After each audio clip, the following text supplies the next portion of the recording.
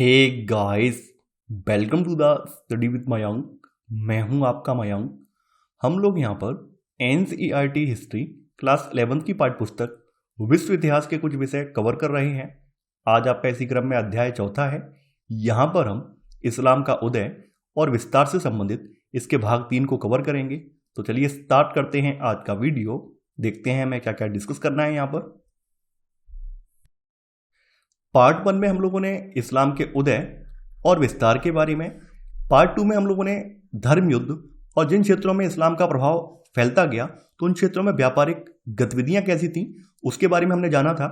Part 3 में आज हम लोग विद्या और संस्कृत के बारे में, यानी जो क्षेत्र इस्लाम के प्रभाव के अधीन आ गए हैं, वहाँ के लोगों की जीवन शैली में, वहाँ के लोगों के कल्चर में क्या परिवर्तन आया है, वो सारी चीज़ें हम लोग यहाँ पर देखेंगे। यहाँ पे बताया गया है कि जब अन्य लोगों के साथ संपर्क में आने पर मुसलमानों के धार्मिक और सामाजिक अनुभवों में गहराई आई तो मुस्लिम समुदाय को अपने ऊपर सोच विचार करना पड़ा और ईश्वर और संसार से जुड़े मुद्दों से भी जूझना पड़ा।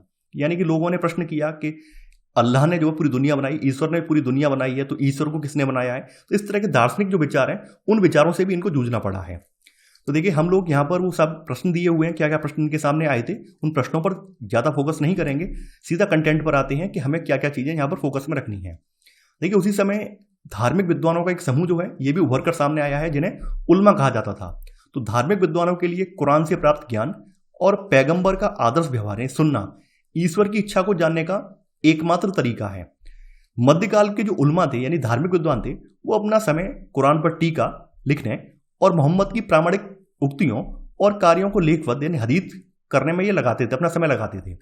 इनमें से कुछ उल्मा ऐसे थे जो इन कर्मकांडों के जरिए ईश्वर के साथ मुसलमानों के संबंध कैसे हों और बाद बाकी दुनिया के साथ मुसलमानों के संबंध कैसे हों, इनको नियंत्रित करने के लिए कानून अथवा सरिया, यानी कि सरिया का मतलब होता है सीधा रास्ता, ये तैयार करने का काम कर रहे थे। यानी सरिया का मतलब ये है एक कानूनों, यानी कि एक लिखित कानूनों की एक पुस्तक जिसमें आचार विचार, मुसलमानों के आचार विचार, उनके व्यवहार के नियम संकलित हैं कि उन्हें कैसे नियंत्रित किया जाए। तो इन्होंने इसी समय में शरिया को भी यहाँ पर लिखा है। तो देखिए, अब आप लोग क्या करेंगे, सब बातें हवा हवा में नहीं रहेंगी, आप लोग नोट डाउन भी करते जाएंगे। देखिए, हम लोगों ने पार्ट 2 में 34 पॉइंट लिख लिए थे, अब आपका 35वां पॉइंट आएगा। 35वें पॉइंट में आप लिखेंगे कि मध्यकाल में उल्मा अपना समय कुरान पर टीका लिखने और मोहम्मद की प्रामाणिक उक्तियों और कार्यों को लेखबद्ध करने में लगाते थे। ये आपका 35वां पॉइंट हो जाएगा। इसी में आप सब पॉइंट लिखेंगे। कुछ उल्माओं ने, उल्मा का मतलब धार्मिक विद्वान, ब्रैकेट में लिख लेना, उल्मा के आगे धार्मिक विद्वान, कुछ उल्मा ने कर्मकांडों के जरिए ईश्वर के साथ और बाकी इंसानों के साथ मुसलमानों के संबंधों को नियंत्रित करने के लिए कानून अथवा शरिया तैयार करने का काम किया। अब देखिए, यहां वही चीजें बताई गई हैं कि जो ये इस्लामी कानून तैयार कर रहे थे धार्मिक विद्वान, उल्मा जो कानून तैयार कर रहे थे, तो इन्होंने जो है विधि विद्याओं ने तर्क और अनुमान का इस्तेमाल भी किया है, क्योंकि कुरान और हदीस में हर चीज प्रत्यक्ष नहीं थी। देखिए, कुरान और हदीस जो है ये बाद में संकलित किए गए हैं, यानी पैगंबर साहब के दुनिया से गुजर जाने के बाद संकलित किए गए हैं। लगभग 650 ईस्वी के आसपास संकलित किए गए हैं, जबकि आप लोग जानते हैं पैगंबर मोहम्मद साहब की मृत्यु कब हुई है, 632 में हुई है। तो ऑब्वियस सी बात है, इनकी शिक्षाएं मूल रूप से वो नहीं रही होंगी। भाई, कुछ तो परिवर्तन आया होगा, इतने सालों का, लगभग 20 सालों का डिफरेंस आ गया है। तो जो इनके बाद के लोगों ने उनकी शिक्षाएं जो संकलित की हैं, उन्होंने अपने भी कुछ विचार इसमें ऐड कर दिए होंगे। और ये भी हो सकता है कि उस समय जिस समय ये विचार संकलित किए गए थे, तो उस समय उनकी कुछ और परिभाषा हो और समय के साथ, समय बीतने के साथ लोगों ने उसके अर्थ को कुछ अलग समझा हो, ये भी हो सकता है। तो वही चीजें हैं कि इन लोगों ने कानून तैयार करते समय तर्क और अनुमान का भी इस्तेमाल किया है। और ये बात लिखी हुई है क्योंकि कुरान और हदीस में हर चीज प्रत्यक्ष नहीं थी। प्रत्यक्ष का मतलब क्या था कि उनके समय ये सब चीजें घटित नहीं हुई थी, तो इनकी वजह से ये कहना यहाँ पर बड़ा कठिन था कि ये चीज प्रामाणिक है या नहीं है। तो इस वजह से इन्होंने अपना अनुमान भी इस्तेमाल किया। स्रोतों के अर्थ निर्णय और विधि शास्त्र के तरीकों के बारे में मतभेदों के कारण 8वीं और 9वीं शताब्दी में कानून की 4 शाखाएं बन गईं। देखिए, यहाँ पर साफ साफ बताया भी गया है कि स्रोतों के अर्थ निर्णय और विधि शास्त्र के जो तरीकों के बारे में मतभेद होने की वजह से 8वीं और 9वीं शताब्दी में कानून की 4 शाखाएं यहाँ पर बन गई हैं। इसमें मलकी है, हनफी है, शफीही है और हनबली थी। तो इनमें से प्रत्येक का नाम एक प्रमुख विधिवेत्ता के नाम पर रखा गया था। और इनमें जो सबसे अंतिम शाखा थी, यानी कि जो हनबली शाखा थी, ये सबसे ज्यादा रूढ़वादी शाखा थी। और ये हुआ इसी वजह से क्योंकि आप लोग जानते हैं जैसे अपने भारत में भी यही हुआ है, कुछ जैसे तुलसीदास जी के कुछ दोहे हैं, तो तुलसीदास जी के दोहे जो उस समय उन्होंने लिखे थे, उस समय उनका कुछ अलग अर्थ था, लेकिन आज के समय में जब उनका अर्थ निकाला जाता है तो कुछ अलग लोग अलग सेंस में ले लेते हैं, तो ऐसे करके मतभेद क्रिएट होता है। तो वही चीजें यहाँ पर भी थी। यहाँ पर भी क्या था कि जब पैगंबर मोहम्मद साहब के जाने के बाद 650 के आसपास जब उनकी शिक्षाओं को संकलित किया गया था, तब कुछ उसका अर्थ अलग निकल कर आ रहा था। लेकिन जब 200 या 300 साल बाद 8वीं या 9वीं शताब्दी में जब इन चीजों को फिर से संकलित किया गया, इनको लेकर कानून वगैरह बनाए गए हैं, तब बाद के जो उलमा हुए हैं उन्होंने इसका अर्थ कुछ अलग निकाला है। इसी वजह से यहाँ पर क्या हुआ, इसी वजह से मतभेद हुए हैं और कानून की 4 शाखाएं यहाँ पर बन गई हैं। तो अब आप लोग क्या करेंगे, 36वां पॉइंट देखेंगे। स्रोतों के अर्थ निर्णय और विधिशास्त्र के तरीकों के बारे में मतभेदों के कारण 8वीं और 9वीं शताब्दी में कानूनों की 4 शाखाएं बन गईं। इसी में सब पॉइंट ये मलकी, हनफी, शफीई और हनबली थी, जिनमें से प्रत्येक का नाम एक प्रमुख विधिवेत्ता के नाम पर रखा गया था। ये 36 का सब पॉइंट हो जाएगा। अब देखिए, ये हमें इस पर रिसर्च नहीं करनी है, केवल हम ये जान लेते हैं इनमें कानून की 4 शाखाएं कौन कौन सी बनी। तो 4 शाखाएं इनकी मलकी बनी, हनफी बनी, शफी बनी, हनबली बनी। अगर आप लिखना चाहें कि इनमें अंतिम शाखा सबसे रूढ़िवादी थी तो लिख सकते हैं, वरना कोई औचित्य नहीं है लिखने का, केवल इतना ही हमारे लिए जानना काफी है। तो आपने 36 का पॉइंट और 36 का सब पॉइंट नोट डाउन कर लिया है। आगे बताया गया कि सरिया, तो सरिया ने सुन्नी समाज के भीतर सभी संभव कानूनी मुद्दों के बारे में मार्गदर्शन प्रदान किया। हालांकि यह भी बताया गया कि यह वाणिज्यिक अथवा दांडिक और संवैधानिक मुद्दों की अपेक्षा वैयक्तिक स्थिति यानी विवाह, तलाक और विरासत के बारे जो प्रश्न थे, इनके बारे में अधिक स्पष्ट था। यानी कहने का मतलब ये था, सरिया के जो कानून लिखे गए थे वो कानून वाणिज्यिक या संवैधानिक मुद्दों की अपेक्षा उनके जो पर्सनल, लोगों के जो पर्सनल मुद्दे थे, जैसे विवाह है, तलाक है, विरासत, इनके बारे में ज्यादा स्पष्ट थे। ये बात यहां पर बताई गई है। अब देखिए, आगे बढ़ते हैं। हम लोगों ने यहां पर 36वां पॉइंट लिख लिया है। अब इसके बाद आपका 37वां पॉइंट आएगा। अब देखिए, ये कुरान शरीफ के बारे में आपको चीजें बताई गई हैं। जैसे बताया गया है, अरबी भाषा में जो कुरान रची गई है, ये 114 अध्यायों यानी इस अध्यायों को सूरा बोलते हैं, सूराओं में विभाजित है और इसकी लंबाई क्रमिक रूप में घटती जाती है। यानी पहले चैप्टर के बाद दूसरा चैप्टर की लंबाई सबसे ज्यादा है, दूसरे का तीसरे की लंबाई कम हो जाएगी, तीसरे का चौथे की लंबाई उससे कम हो जाएगी। तो ये बताया गया है यहाँ पर। तो यहां पर अब आप लोग क्या करेंगे, नोट लगा लेंगे यहां पर और नोट लगा के लिखेंगे, अरबी भाषा में रचित कुरान 114 अध्यायों यानी सूराओं में विभाजित है, जिनकी लंबाई क्रमिक रूप से घटती जाती है। अब देखिए, यहां बताया भी गया है कि इस प्रकार आखिरी जो इनका सूरा है, आखिरी जो अध्याय है वो सबसे छोटा है। लेकिन एक अपवाद यह भी है कि इनका पहला जो सूरा है इसमें एक संक्षिप्त प्रार्थना है, इसकी वजह से पहला अध्याय इनका छोटा है, बाद बाकी अध्याय वो क्रम को फॉलो करते हैं। मुस्लिम परंपरा के अनुसार कुरान उन संदेशों का संग्रह है जो खुदा ने पैगंबर मोहम्मद को 610 और 632 के बीच की अवधि में पहले मक्का में और फिर मदीना में दिए थे। अब यहां पर यह भी बताया गया है कि आज जो सबसे प्राचीन संपूर्ण कुरान हमारे पास है वो कब की है, वो 9वीं शताब्दी की। यानी आप समझ सकते हैं, जो आज हमारे पास प्रेजेंट में जो कुरान मौजूद है सबसे पुरानी वाली, वो 9वीं शताब्दी की है। जबकि पैगंबर साहब कब हुए हैं, 6ठी शताब्दी में हुए हैं। तो ऑब्वियस सी बात है कि उनके जो विचार हैं वो विचार वैसे नहीं रहे होंगे, कुछ ना कुछ तो परिवर्तन आया होगा। तो यहां पर अब आप लोगों ने नोट डाल लिया है। अब नोट में सब पॉइंट करके और लिख लेना है इसी में। आज जो सबसे प्राचीन संपूर्ण कुरान हमारे पास है वह 9वीं शताब्दी का है। अब वही चीजें यहां पर निकल कर आई हैं कि प्रारंभिक इस्लाम के इतिहास के लिए स्रोत सामग्री के रूप में कुरान के उपयोग ने कुछ समस्याएं प्रस्तुत की। पहली समस्या यहां पर यह थी कि ये एक धर्म ग्रंथ है और एक ऐसा मूल पाठ है जिसमें धार्मिक सत्ता निहित है। तो ऑब्वियस सी बात है, धार्मिक सत्ता जहां निहित होगी तो वहां पर लोग धर्म से हटकर नहीं सोच पाएंगे। भाई, धर्म में जो चीजें वहां बताई गई हैं उन पर रिसर्च नहीं कर पाएंगे। तो एक सबसे बड़ी समस्या ये थी। दूसरी समस्या ये थी, कुरान प्राय रूपकों में बात करता है, यानी कि रूपकों में बात की गई है।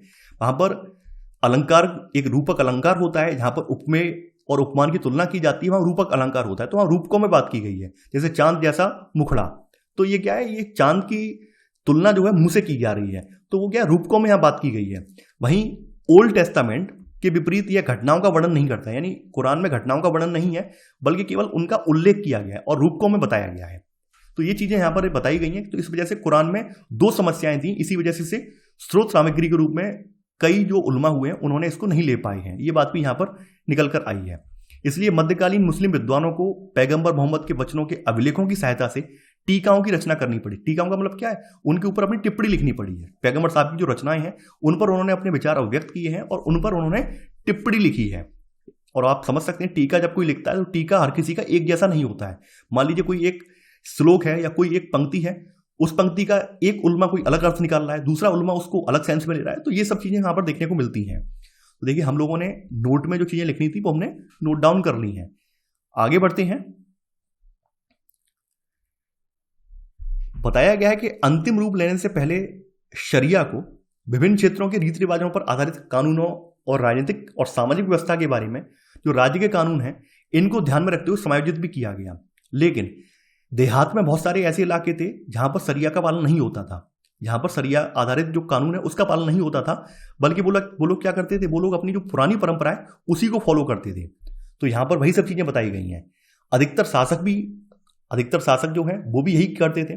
वैसे जो है यहाँ पर न्यायाधीश होते थे, न्यायाधीश का काम होता था कि शरिया के नियमों का पालन करवाएं, लेकिन शासक क्या करते थे, शासक बहुत ही कम मामले उनके पास भेजते थे। ये भी निकल कर आया है।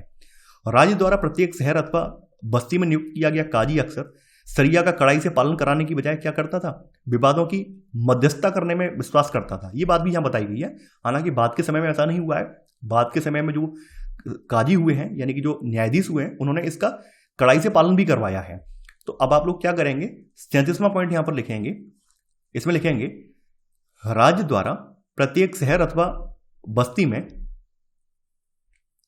बस्ती में शरिया का कड़ाई से पालन करवाने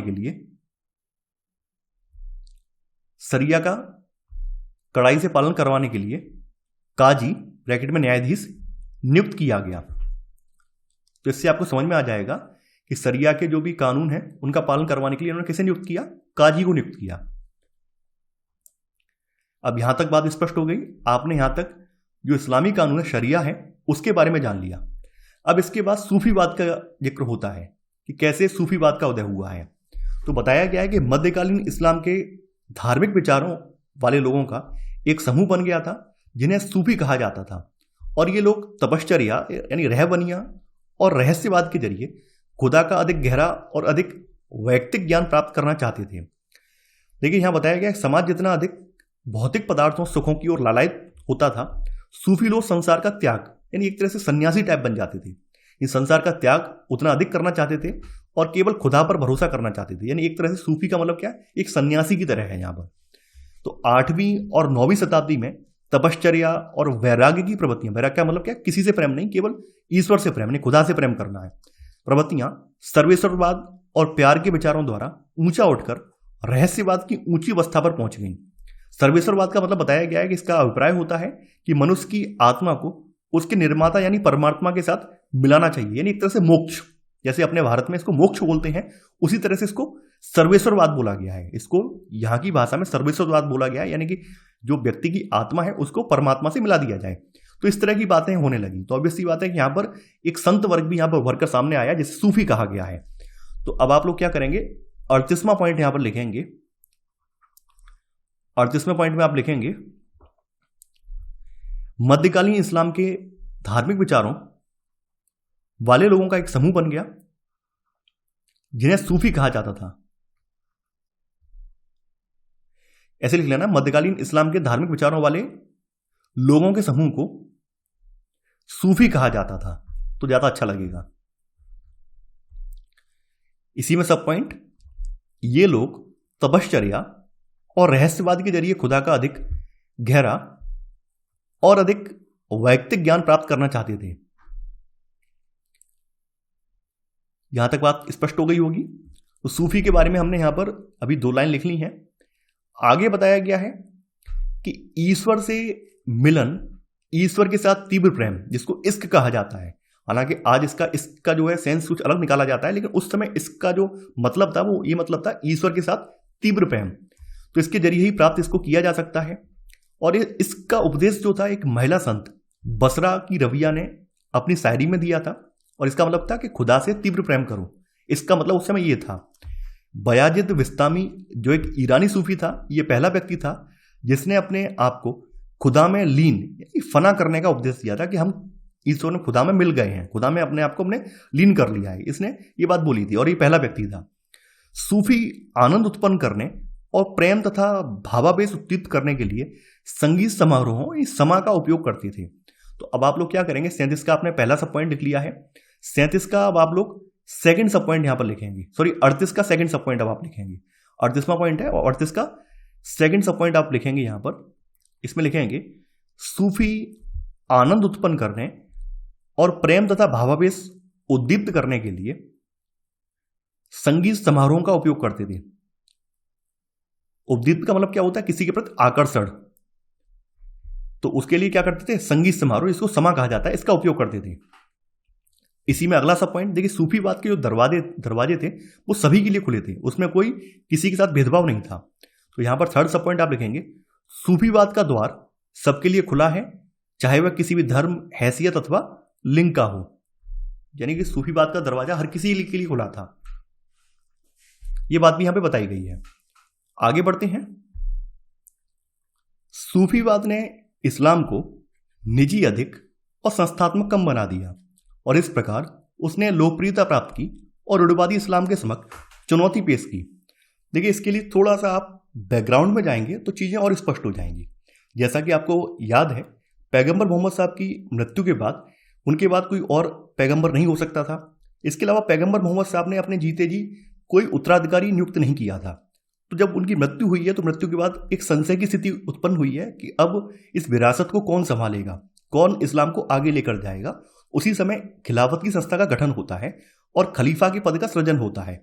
ऐसे करके पहला खलीफा आपको पता है अबू बकर बना है, जो कि पैगंबर मोहम्मद साहब का प्रतिनिधि था।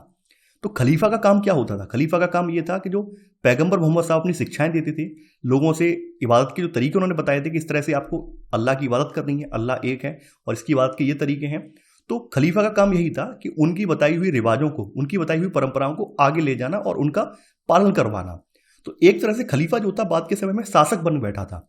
और उस समय ये होता था कि आपको अगर इबादत करनी है तो इबादत के तरीके जो खलीफा ने बताए होंगे उन्हीं तरीकों पर चलकर आपको इबादत करनी पड़ेगी। आप अलग से उसमें कुछ ऐड नहीं कर सकते हैं, अलग से अपनी मर्जी नहीं चला सकते हैं। जैसे खलीफा ने कह दिया कि आपको 5 टाइम की नमाज पढ़नी है और वो भी मस्जिद में जाके पढ़नी है, तो आपको मस्जिद में ही इबादत करनी पड़ती थी, आप घर पर नहीं कर सकते थे, आप समारोह में, महफिल में नहीं कर सकते थे। तो ये चीजें थी। लेकिन सूफीवाद के उदय ने क्या किया है, इसको लचीलापन लाया है। यानी इस्लाम की जो इबादत की परंपरा है इसमें लचीलापन ये लेकर आए हैं। अब यहाँ पर व्यक्ति स्वच्छंद हो गया, स्वतंत्र हो गया है। अब वो जरूरी नहीं है कि वो इन संस्थात्मक जो भी बने हुए संस्थात्मक नियम उनको माने। अब वो अपने निजी तौर पर, यानी वो जैसा करना चाह रहा है, जिस तरह से हंसते खेलते इबादत करना चाह रहा है उस तरह से कर सकता है, वो उसकी मर्जी रह गई है। तो इसी वजह से यहां पर बताया गया है सूफीवाद ने इस्लाम को निजी अधिक और संस्थात्मक कम बना दिया। तो अब आप लोग क्या करेंगे, 38वें का चौथा सब पॉइंट यहां पर नोट डाउन करेंगे, सूफीवाद ने इस्लाम को निजी अधिक और संस्थात्मक कम बना दिया। ये आपका 38 का चौथा सब पॉइंट हो जाएगा। चलिए आगे बढ़ते हैं।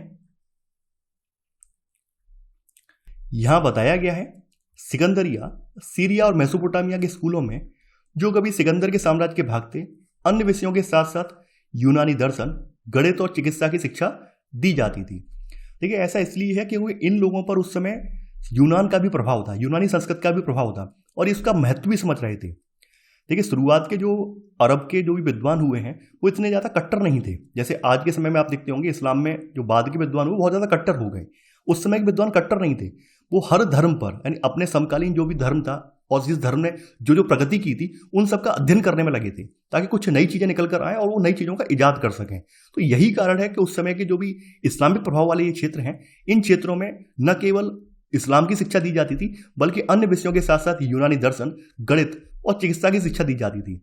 उमैयद और अब्बासी खलीफाओं ने ईसाई विद्वानों से यूनानी और सीरियाई भाषा की किताबों का अनुवाद भी करवाया, ये बात भी यहाँ बताई गई है। इसके अलावा बताया गया अरस्तु की कृतियां, यूक्लिड की एलिमेंट्स और टोलेमी की पुस्तक एल्मागेस की और अरबी पढ़ने वाले विद्वानों का ध्यान दिलाया गया। खगोल विज्ञान, गणित और चिकित्सा के बारे में भारतीय पुस्तकों का भी अनुवाद भी इसी काल में अरबी में किया गया। यानी आप समझ सकते हैं ये लोग कितने जिज्ञासु थे। तभी उस समय ये लोग सब चीज़ों पर रिसर्च करके और ज़्यादा इस चीज़ को आगे बढ़ा पाए हैं और ज़्यादा अपनी शिक्षाओं को, अपने ज्ञान को आगे बढ़ा पाए हैं। तो अब आप लोग क्या करेंगे, 39वां पॉइंट अब आप लिखेंगे। इसमें लिखेंगे सिकंदरिया, सीरिया और मेसोपोटामिया के स्कूलों में अन्य विषयों के साथ साथ यूनानी दर्शन, गणित और चिकित्सा की शिक्षा दी जाती थी। ये आपका 39वां पॉइंट हो जाएगा। इसी में सब पॉइंट अब आप लिखेंगे खगोल विज्ञान, गणित और चिकित्सा के बारे में भारतीय पुस्तकों का अनुवाद भी इसी काल में अरबी में किया गया। और यहां पर फिर एंड में जिक्र भी ये किया गया कि ये रचनाएं यूरोप में पहुंची और इससे दर्शन शास्त्र और विज्ञान में रुचि उत्पन्न हुई। तो ये चीज भी यहां बताई गई। यानी इन लोगों ने क्या किया है, इन लोगों ने, इस समय के विद्वान हैं, उन्होंने अपने समकालीन जिस जिस सभ्यता ने जो जो प्रगति की है उन सबका अध्ययन किया है और उसका अध्ययन करने के उपरांत इन्होंने फिर अपनी शिक्षाएं प्रतिपादित की हैं। तो ये बात भी यहां पर निकल कर आ रही है। तो 39 का पॉइंट और 39 का सब पॉइंट आपने नोट डाउन कर लिया होगा। आगे बढ़ते हैं। अब देखिए यहां बताया गया कि नए विषयों के अध्ययन ने आलोचनात्मक जिज्ञासा को बढ़ावा दिया और इस्लामी बौद्धिक जीवन पर इसका गहरा प्रभाव डाला। धर्म वैज्ञानिक प्रवृत्तियों वाले विद्वानों जैसे मुतजिला के नाम से जाने गए विद्वानों के समूह ने इस्लामी विश्वासों की रक्षा के लिए यूनानी तर्क और विवेचना के तरीकों का इस्तेमाल किया। आप समझ सकते हैं, यानी इन्होंने क्या किया, इस्लामी विश्वासों को बचाने के लिए क्या किया, यूनानी तर्क और विवेचना का इस्तेमाल किया है। इब्न सीना, जो कि व्यवसाय की दृष्टि से एक चिकित्सक और दार्शनिक था, तो इसकी सबसे प्रभावशाली पुस्तक कौन सी है, चिकित्सा के सिद्धांत है, यानी अल कानून फिल तिब करके पुस्तक इसने लिखी थी। तो उस समय के औषध शास्त्रियों द्वारा बेची जाने वाली ये सबसे ज्यादा उल्लिखित पुस्तक थी। और ये इसकी बताया गया, इसकी लगभग 10 लाख शब्दों वाली पांडुलिपि भी थी इसकी। तो ये सारी चीजें बताई गई, यानी इन्होंने अच्छी खासी रिसर्च की है और काफी पुस्तकें भी लिखी हैं। तो इस पुस्तक में आहार विज्ञान यानी आहार के विनियमन के जरिए उपचार के महत्व पर प्रकाश डाला गया है। और इस पुस्तक का उपयोग यूरोप में एक पाठ्य पुस्तक के रूप में किया जाता था, जहां लेखक को एविसेना के नाम से जाना जाता था। यानी आप समझ सकते हैं यानी कितने ज्यादा इन्होंने प्रगति की थी, विज्ञान के क्षेत्र में भी कितनी ज्यादा प्रगति की थी कि इनकी पुस्तकों को यूरोप में भी पढ़ा जाता था। तो ये बात भी यहां पर बताई गई है। तो अब आप लोग क्या करेंगे, अब यहां पर 40वां पॉइंट अब आप लिख लेंगे, या 40वां पॉइंट आप मत लिखिए, आप नोट लगा दीजिए। तो नोट लगा के चीजें लिख लेंगे तो ज्यादा अच्छा रहेगा। इसमें लिख लेना इब्न सीना 980 से लेकर 1037, जो कॉमा लगा के, जो व्यवसाय की दृष्टि से एक चिकित्सक और दार्शनिक था, इसी में कॉमा, की सबसे प्रभावशाली पुस्तक चिकित्सा के सिद्धांत थी, इसी में सब पॉइंट, इस पुस्तक में आहार विज्ञान के महत्व पर प्रकाश डाला गया है।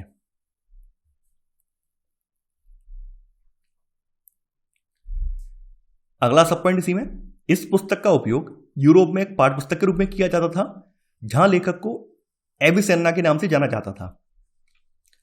यानी आप समझ सकते हैं कि इनके ज्ञान को अन्य देशों ने भी सराहा है और अन्य देशों में भी इनके ज्ञान को पढ़ा गया है।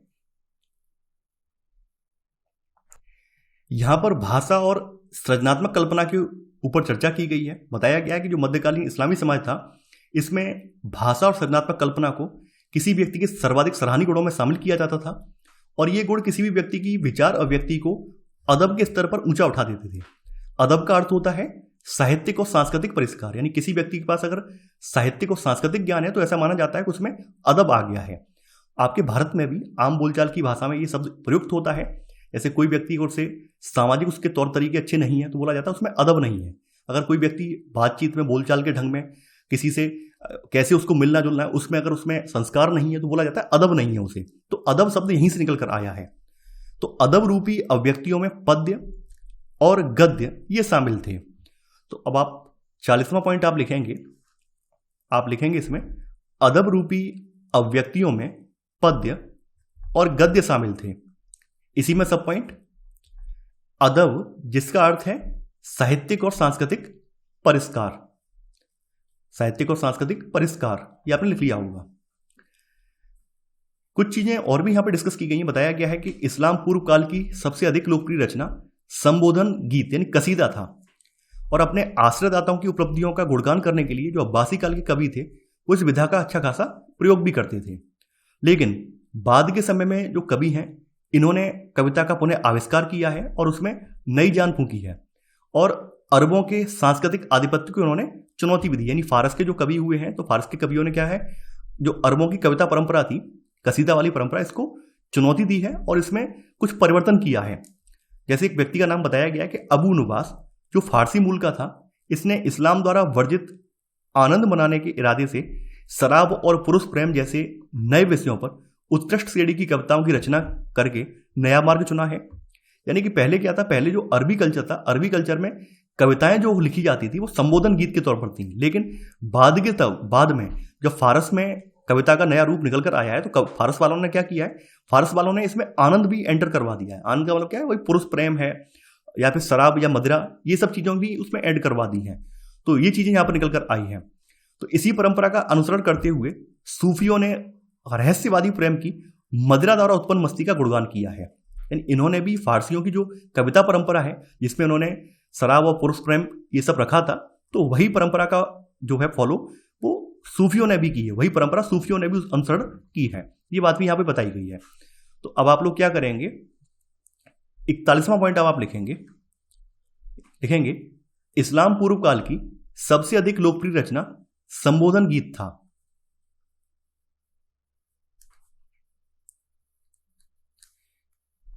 इसी में सब पॉइंट लिखेंगे आप, फारसी मूल के कवियों ने अरबी कविता का पुनः आविष्कार किया।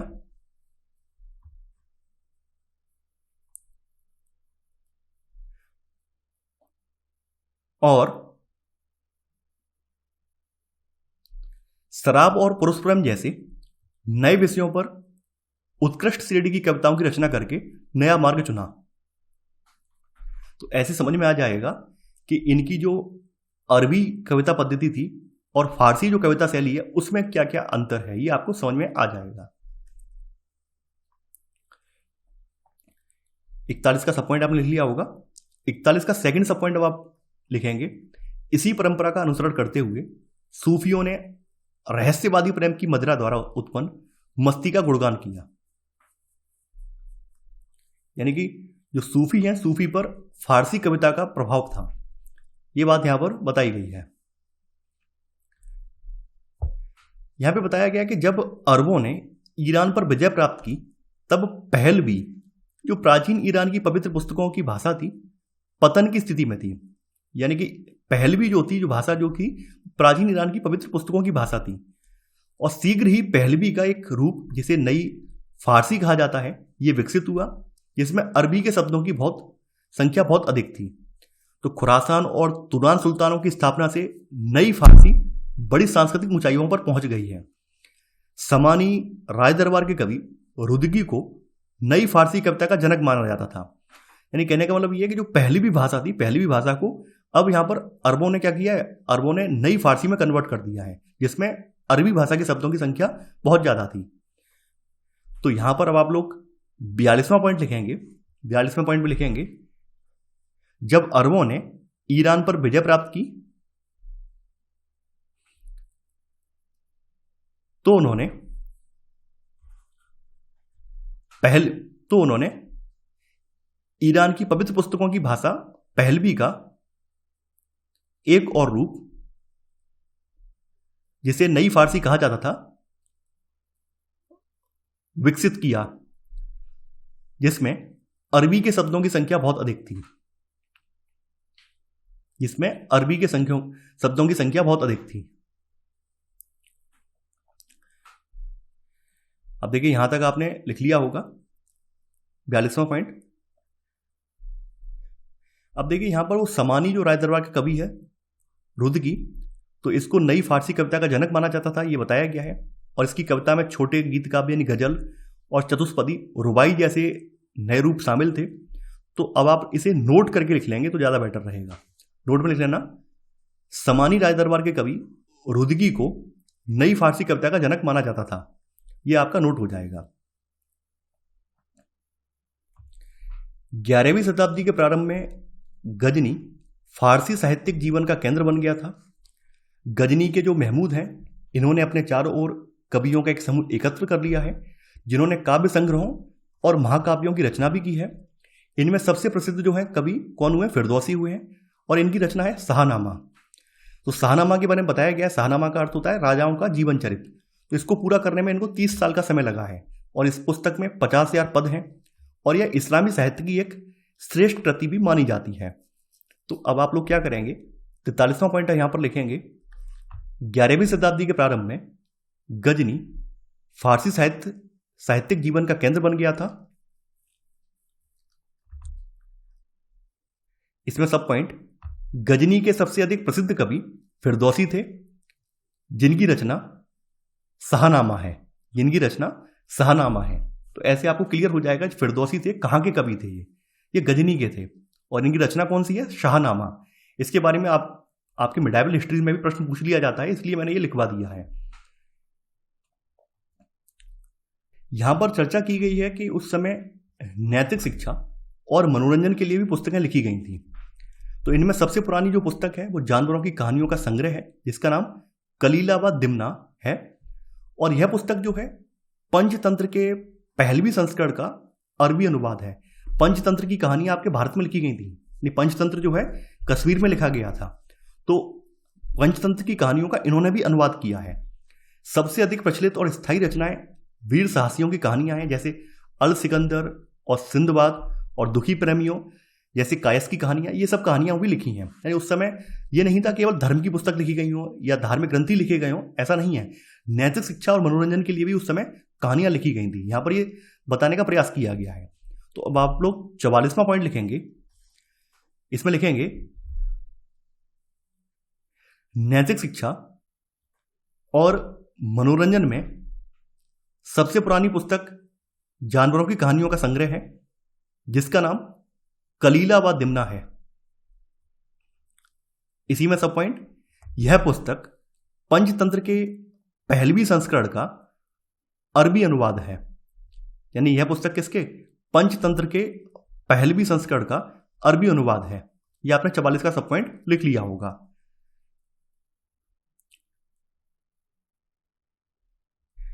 यहां बताया गया है कि 9वीं शताब्दी से अदब के दायरे का विस्तार किया गया है और उसमें जीवनियों, आचार संहिताओं, राजकुमारों को शासन कला की शिक्षा देने वाली पुस्तकों और सबसे ऊपर इतिहास और भूगोल को शामिल किया गया। इन 9वीं शताब्दी में यह परिवर्तन आया है कि जो अदब है, यानी गद्य और पद्य का जो संग्रह है, इसमें अब जीवनी भी शामिल की गई है, आचार संहिता भी शामिल की गई है, राजकुमारों को शासन कला की शिक्षा देने वाली पुस्तकें भी रखी गई हैं और इन सब में सबसे ऊपर इतिहास और भूगोल की पुस्तकें हैं। यानी इन लोगों ने इतिहास और भूगोल पे सबसे ज्यादा फोकस दिया है। भूगोल की मदद से ये आसपास की जो दुनिया है, आसपास के जो भी देश हैं, उनको जान पाए हैं। ऐसे करके उन पर चढ़ाई करना आसान हो पाया है, उनके साथ व्यापार संबंध स्थापित कर पाना भी आसान हो पाया, क्योंकि ये लोग भूगोल जान गए हैं कि कैसे जाना है, कौन सी नदी पड़ेगी, कौन सा समुद्र में पार करना है, ये सब जान गए हैं। तो उस समय के इतिहास के 2 प्रमुख ग्रंथ हैं, बालाधुरी के अंसब अल अशरफ, जिसमें सामंतों की वंशावलियां हैं, और ताबरी लेखक का नाम है, ताबरी के तारीख अल रसूल वल मुलूक, यानी पैगंबरों और राजाओं का इतिहास है। तो इसमें समूचे मानव इतिहास का वर्णन किया गया है, जिसमें इस्लामी काल केंद्र बिंदु है। तो अब आप लोग क्या करेंगे, 45वां पॉइंट यहां पर लिखेंगे। 45वां पॉइंट में लिखेंगे इतिहास के 2 प्रमुख ग्रंथों बालाधुरी के अंसब अल अशरफ और ताबरी के तारीख अल रसूल वल मुलूक में समूचे मानव इतिहास का वर्णन किया गया है, जिसमें इस्लामी काल केंद्र बिंदु है। तो ऐसे करके आपको 2 इतिहास की कृतियों के बारे में पता चल जाएगा कि उस समय की जो इतिहास की कृतियां हैं वो कौन सी 2 इतिहास की कृतियां काफी फेमस है, वो आपने यहां पर नोट डाउन कर ली है। यहां बताया गया कि भूगोल और यात्रा वृत्तांत, इसको रेहला बोला जाता है, अदब की एक विशेष विधा बन गए थे। इसमें यूनानी, ईरानी और भारतीय पुस्तकों के ज्ञान और व्यापारियों तथा यात्रियों के विचारों और कथनों को शामिल किया गया।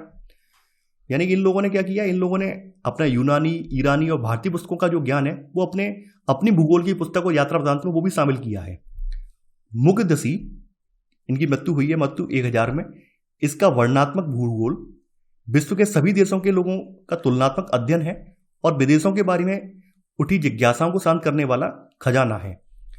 तो देखिए यहां पर आपने 45वां पॉइंट लिखा है, 45 का सब पॉइंट आप लिखेंगे मुगदसी का वर्णनात्मक भूगोल विश्व के सभी देशों के लोगों का तुलनात्मक अध्ययन है, यहीं तक आप लिखेंगे। विश्व के सभी देशों के लोगों का तुलनात्मक अध्ययन है, यानी आप समझ जाएंगे उस समय का एक व्यक्ति रहा है मुक्तसी, और इसने भूगोल की रचना की, भूगोल की एक पुस्तक लिखी है वर्णनात्मक भूगोल, जिसमें विश्व के सभी देशों के लोगों का तुलनात्मक अध्ययन किया गया है। चाहे तो पुस्तक का नाम ब्रैकेट में लिख लेना, वर्णनात्मक भूगोल का एहसान अल तकसीम, इसकी पुस्तक का नाम एहसान अल तकसीम ये लिखा हुआ है।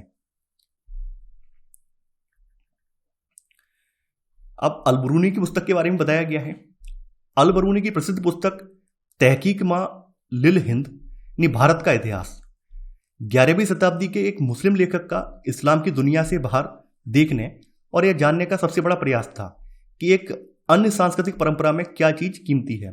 तो अल-बरूनी की ये पुस्तक भारतीय इतिहासकारों के लिए भी एक अच्छा खासा स्रोत है, जिसकी मदद से भारत का इतिहास पुनर्गठित करने में मदद मिल पाई है।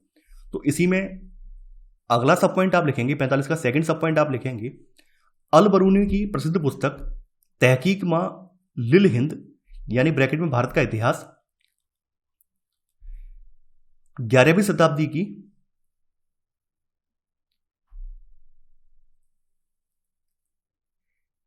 एक प्रसिद्ध पुस्तक है। यहां बताया गया कि 10वीं शताब्दी तक एक ऐसी इस्लामी दुनिया उभर कर आई थी जिसे यात्री जो थे वो आसानी से पहचान सकते थे, क्योंकि धार्मिक इमारतें जो हैं वो इस दुनिया की सबसे बड़ी भारी प्रतीक बन गई थी। स्पेन से मध्य एशिया तक फैली हुई मस्जिदें, इबादतगाह और मकबरों का बुनियादी नमूना एक जैसा था। उनमें मेहराबें थीं, गुम्बद थे, मीनार, खुले सहन। तो ये इमारतें जो थी वो मुसलमानों की आध्यात्मिक और व्यवहारिक जरूरतों की अभिव्यक्ति करती थी। यानी एक तो आध्यात्मिकता का साधन थी, व्यवहारिक जरूरतों का मतलब ये था कि लोग यहाँ पर जो इकट्ठा होते थे तो यहाँ पर वो अपने विचारों का आदान प्रदान भी करते थे। तो इस्लाम की पहली शताब्दी में मस्जिद ने एक विशिष्ट वास्तुशिल्पी रूप प्राप्त कर लिया था, जिसमें मस्जिद में बताया गया मस्जिद में एक खुला प्रांगण जिसे सहन कहा जाता, सहन होता था, जहाँ पर एक फव्वारा अथवा जलाशय बनाया जाता था। और यह प्रांगण जो था वो बड़े कमरे की ओर खुलता था, जिसमें प्रार्थना करने वाले लोगों की लंबी कतारें लगी होती थी और इनका नेतृत्व करने वाले व्यक्ति इमाम के लिए इसमें पर्याप्त स्थान होता था। यहाँ में यह भी बताया गया कि जो बड़ा कमरा होता था तो बड़े कमरे की भी दो विशेषताएं थी। दीवार में एक मेहराब जो मक्का की दिशा का संकेत देती थी, और एक मंच यानी जिसको मिंबर कहा जाता है, जहां से शुक्रवार को दोपहर की नमाज के समय प्रवचन दिए जाते थे। इमारत में जो मीनार है, ये मीनार जुड़ी होती है। इसका उपयोग नियत समयों पर प्रार्थना के लिए लोगों को बुलाने के लिए किया जाता था, लेकिन बाद के समय में मीनार जो है वो धर्म के अस्तित्व का प्रतीक बन गई है। जैसा कि हम सब लोग जानते हैं, कोई भी इस्लामिक आर्किटेक्चर हो वहां पे मीनार जरूर मिलेगी, क्योंकि मीनार जो है इनके धर्म के अस्तित्व का प्रतीक बन गई। लेकिन शुरुआती समय में मीनार का उपयोग किस लिए? लोगों को नियत समय पर प्रार्थना के लिए बुलाने के लिए किया जाता था। तो ये बात यहाँ पे बताई गई है। आगे भी कुछ चीजें बताई गई हैं, जैसे बताया गया है केंद्रीय प्रांगण यानी ईवान के चारों ओर निर्मित इमारतों के निर्माण का वही स्वरूप न केवल मस्जिदों और मकबरों में बल्कि काफिलों की सरायों, अस्पतालों और महलों में भी पाया जाता था। यानी कि जो इनका जो मस्जिद का स्वरूप है, तो मस्जिद का स्वरूप अन्य इमारतों में भी पाया गया था। मकबरों में भी वही था, काफिलों की सराय बनाई गई उनमें भी वही था, अस्पतालों और महलों में भी वही स्वरूप अपनाया गया था। महलों को जो रोमन और ससानी वास्तुशिल्प के तरीके से बनाए गए थे, लोगों के चित्रों, प्रतिमाओं और पच्चीकारी के भव्य रूप से सजाया जाता था। बगदाद में अब्बासियों के विशाल महल अथवा काहिरा में फातिमियों के महल लुप्त हो गए हैं और अब केवल साहित्यिक पुस्तकों में उनका संकेत मिलता है। ये सब चीजें यहाँ बताई गई हैं। तो देखिए, सबसे पहले हम लोग क्या करेंगे, हम लोगों ने 45वां पॉइंट लिख लिया, 46वां पॉइंट लिखेंगे। 46वां पॉइंट में आप लिखेंगे 10वीं शताब्दी तक इस्लामी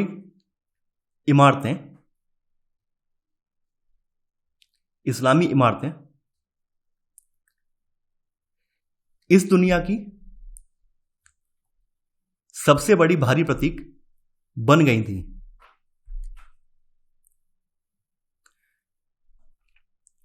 तो इस्लामी इमारतों में कौन कौन शामिल है? इस्लामी इमारतों में मस्जिदें हैं, इबादतगाह, मकबरे हैं। ठीक है, तो ये चाहे लिखने की जरूरत नहीं है, आप इसमें सब पॉइंट लिख लेना। इस्लामी इमारतों में मस्जिद, इबादतगाह और मकबरे। और देखिए, मस्जिद की जो विशेषताएं हैं ये लिखवाने की जरूरत इसलिए नहीं है क्योंकि हम लोग ऑलरेडी लिख चुके हैं। आपको याद होगा 7th और 8th में मस्जिद का जब जिक्र आया था तो मस्जिद कैसी होती है, कौन कौन सा स्थान उसमें होता है, प्रांगण उसको क्या सहन कहा जाता है, किबला किस तरफ होता है, तो ये सब चीजें हम लिख चुके हैं। इसलिए यहाँ पर डबल बार हम नहीं लिखेंगे, दोहराव नहीं करेंगे, क्योंकि हम चीज़ें वहाँ पर लिख चुके हैं, तो यहाँ लिखना इतना इंपॉर्टेंट नहीं है। यहाँ पर तो आप बस इतना जान लीजिए मस्जिद में क्या क्या होता है। प्रांगण सहन होता है, एक प्रांगण में ही लगा हुआ एक बड़ा कमरा होता है जहाँ पर लोग खड़े होकर पूजा करते हैं, यानी इबादत करते हैं, और जो इबादत गाह है उसका मुंह मक्का की तरफ यानी किबला की दिशा का संकेत देता है। यहाँ पर एक मंच होता है, इसको मिंबर कहा जाता है, मिंबर से शुक्रवार को दोपहर की नमाज के समय प्रवचन दिए जाते हैं। ये सब चीज़ें हैं। तो देखिए ये मस्जिद की जो विशेषताएं हैं ये मैं नहीं लिखवाऊंगा, क्योंकि मैं अपेक्षा करके चलता हूँ कि आप लोगों ने नोट्स ऑलरेडी बनाए हुए हैं, यानी जो क्लास 7th 8th की जो NCERT हिस्ट्री के नोट्स हैं वो बनाए हुए हैं, तो मैं यहाँ पर ये चीज़ें नहीं लिख पाऊंगा। तो देखिए आगे बढ़ते हैं। आगे बढ़ने पे कुछ चीज़ें और बताई गई हैं, जैसे इस्लामी जो धार्मिक कला है इसमें प्राणियों के चित्रण की मनाही से कला के 2 रूपों को बढ़ावा मिला। एक तो खुशनबीसी का मतलब क्या, सुंदर लिखने की कला, जो अरबी में आयतें वगैरह होती हैं वो लिखने की कला चल पड़ी। और अरवेस्क का मतलब क्या है, ज्यामिति और वनस्पतीय डिजाइन है, वो भी इनकी इसमें वास्तुकला में शामिल हो गए। तो ये चीजें यहाँ पर निकल कर आई हैं। तो देखिए अब आप लोग क्या करेंगे, आपने 46वां पॉइंट लिख लिया है, 47वां पॉइंट अब आप लिखेंगे। इसमें लिखेंगे इस्लामी धार्मिक कला में प्राणियों के चित्रण की मनाही से कला के 2 रूपों को बढ़ावा मिला। इसमें आगे खुशनबीसी यानी इसमें ब्रैकेट में सुंदर लिखने की कला, और अरवेस्क ब्रैकेट में ज्यामिति और वनस्पति डिजाइन, ये आपने लिख लिया होगा। अब जैसे कुछ चीजें यहां जिक्र किया गया, किताब अल अघानी गीत पुस्तक, कलीला व दिमना और हरीरीगा की मकामात जैसी साहित्यिक कृतियों को लघु चित्रों से सजाया गया था। ये सब चीजें यहां पे बताई गई हैं।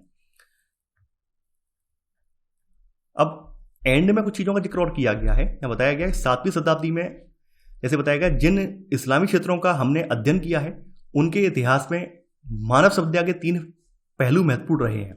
एक तो धर्म रहा है महत्वपूर्ण, दूसरा समुदाय रहा है, और तीसरी राजनीति रही है।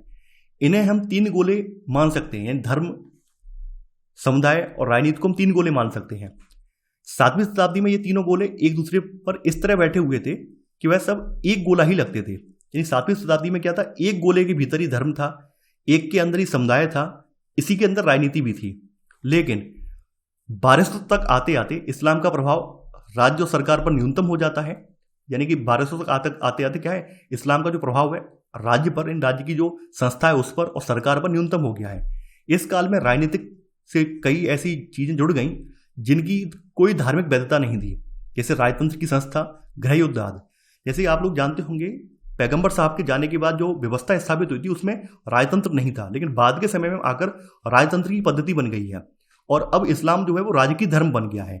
तो ऐसे करके ये सब परिवर्तन यहाँ पर आए हैं, तो वो चीजें यहाँ पर बताई गई हैं, ये लिखने की आवश्यकता नहीं है। तो देखिए इसी के साथ आपका ये अध्याय यहाँ पर एंड हो जाता है। यहाँ पर कुछ तिथियां वगैरह हैं जिनका जिक्र किया गया है, जैसे 595 में पैगंबर मोहम्मद की खदीजा से शादी। खदीजा जो थी वो मक्का में व्यापार करती थी और एक धनी महिला थी। आगे बताया गया है कि 612 में इन्होंने पहला सार्वजनिक उपदेश दिया है। ये सब चीजें नोट डाउन कर चुके हैं, फिर से एक बार रिकैप कर देता हूँ। 622 मक्का से मदीना हिजरत, यानी मक्का से मदीना गए हैं। 661 से 750 के बीच उमैयद शासन स्थापित हुआ है, दमिश्क की राजधानी बनना रहा है। 750 से 945 अब्बासी शासन रहा है, उस समय बगदाद की राजधानी बनी है, यानी बगदाद इनकी राजधानी बनी है। आगे 1095 से लेकर 1291 के बीच धर्मयुद्ध, मुसलमानों और ईसाइयों में संपर्क स्थापित हुआ, ये सब चीजें आई हैं। तो देखिए यहाँ पर जो हाईलाइटेड चीजें हैं, अगर चाहें तो एक लाइन में लिखना चाहें तो लिख सकते हैं, अन्यथा अगर आपने पहले ये सब चीजें लिख ली हैं तो लिखने की कोई आवश्यकता नहीं है। तो देखिए ये चीजें आप कुछ चीजें लिख लेना, जैसे एक तो ये लिख लेना, एक ये लिख लेना, जितना मैंने हाईलाइट किया वही लिखना है केवल आपको। एक ये और ये जो 5 पॉइंट हैं इनको एंड में लिख देंगे तो आपको पूरा चैप्टर एक बार में तैयार हो जाएगा, क्योंकि ये 5 जो पॉइंट यहाँ बताए गए हैं ये इंपॉर्टेंट डेट्स के पॉइंट हैं। इनके माध्यम से आपको पूरा चैप्टर याद आ जाएगा कि इस चैप्टर में क्या क्या घटनाक्रम कब कब घटित हुआ है। तो इस वजह से ये नोट डाउन कर लेना, ज़्यादा लिखना नहीं है, थोड़ा थोड़ा लिखना है इसमें। तो आई होप आपको आज का वीडियो पसंद आया होगा। आप लोग इस वीडियो को लाइक और शेयर करना बिल्कुल ना भूलें। तो चलिए आज के लिए बस इतना ही। Thanks for watching. जय हिंद।